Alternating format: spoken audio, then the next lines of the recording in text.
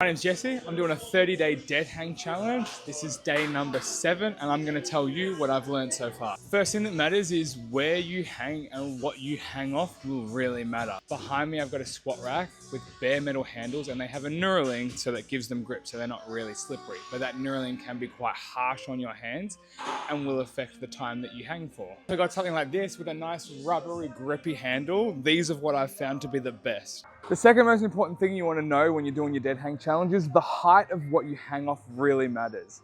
If you can find something tall enough that you need to jump to come up, I find it really helps the decompression part of your spine because you can fully relax, let go, and let everything sink down.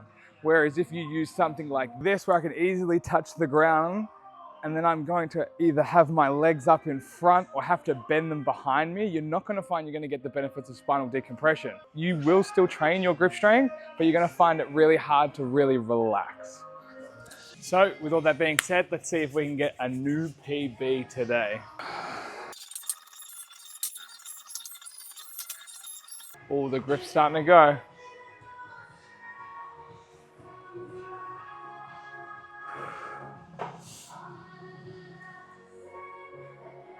Oh.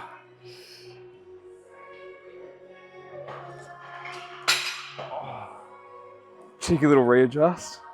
God damn. Oh. Ooh, I don't think that's going to cut it. We're going to have to go to the official tape for that. While my hands are trying to recover, I'm going to tell you about one of the benefits and one of the cons that I've noticed so far. We'll start with the benefit. Undoubtedly, my grip strength has increased from day 1 to day 7, simply by, you can see the times increasing from day 1 to day 2 to day 3. There's been peaks and lulls, but I'll chuck those times down here or somewhere on the screen so you can see how I've been progressing over time. The downside to that, because of the constant hanging 3 sets till failure every day, the fatigue I'm getting in my forearms and also in my traps is starting to get quite aggressive at the moment. It really ramped up day 4, day 5, but now we're getting to the point where I feel like if I just took a couple of days of rest and then started hanging again, there's no doubt I would see benefits from that and actually hang longer. But seeing as it's a 30-day challenge and we're hanging every day for 30 days, that's kind of out of the question. So grip strength improvements, yes. Constant fatigue in my forearms and my traps, also yes.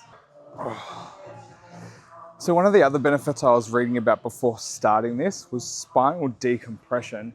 And basically what I've found is the longer that I've hung and the better my grip strength has gotten. I'm definitely starting to see benefits from that now. In the beginning, when the hangs weren't that long, I felt like there wasn't enough time to really let it decompress and let it hang and stretch out. But now they are getting longer and longer. I do start to see the benefits from it. The only thing I've noticed that you need to make sure is you're hanging from either a squat rack like this or monkey bars, wherever it may be, but it's long enough that your feet aren't touching the ground.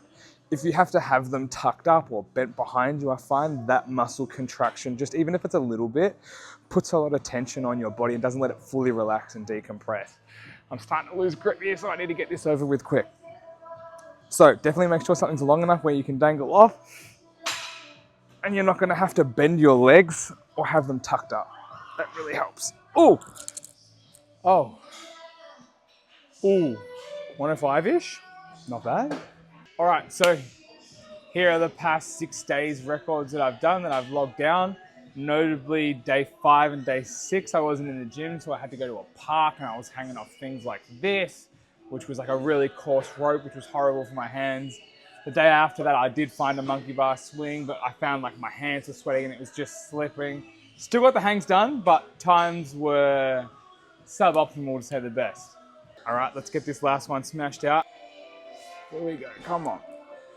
Oh, damn, my hands are sore.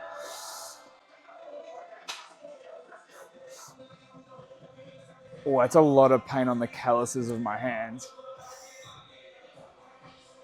Oh, too much pain. This is gonna be a short one. Ah!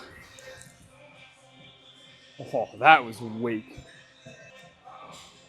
Damn, that just felt so sore on my hands. They are looking pretty busted up. I don't know if you're gonna be able to see that on camera. Oh well, here we go. That's how the cookie crumbles. Also, the grip you decide to go with really does matter. Whether you're pronated, supinated, whether you're going neutral, something really wide, something really close. The one that I found is the best for me is just a neutral close grip. I find that's less fatiguing on my lats and my back and putting my wrists in really like strange positions when I'm trying to go super wide and they're really bent in. So something super neutral, super close together. That's definitely the ones where I've set all my PBs from. But in saying that, I have been throwing in some supinated hangs, some really wide hangs as well, just to try and test the waters, see if there's any benefits for trying something a little bit different, a little bit this way. So far, I can't really see the benefit.